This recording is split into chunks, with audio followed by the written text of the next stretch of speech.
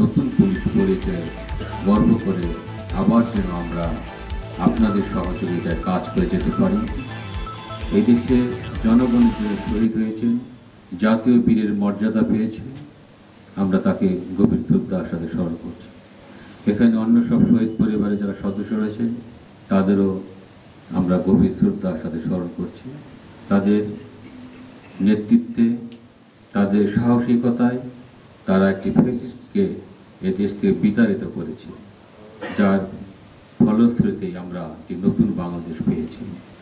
এই নতুন বাংলাদেশে সেই সব বীর শহীদদের আমরা গভীর শ্রদ্ধার সাথে স্মরণ করছি।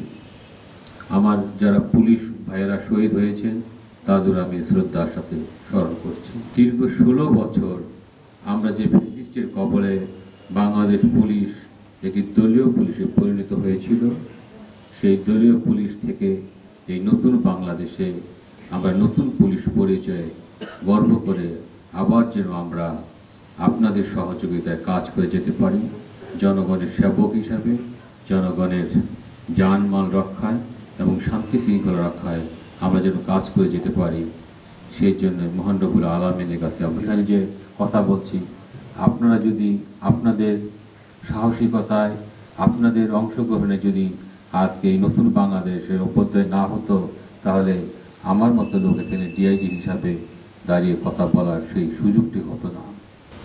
আপনারা যেমন নির্যাতিত ছিলেন এই 18 বছর, আমিও কিন্তু সেই একজন নির্যাতিতের একজন সদস্য। আমিও 18 বছর নির্যাতিত ছিলাম, অবহেলিত ছিলাম, অত্যাচারিত ছিলাম, অত্যাচার করেছে আমার প্রতি অনেক। আমি চাচ্ছি যে ফ্যাসিস্টদের কবল থেকে আমরা দেশকে রক্ষা করেছি, কোনো ফ্যাসিস্ট যেন এই বাংলার বুকে আর স্থান না পায়।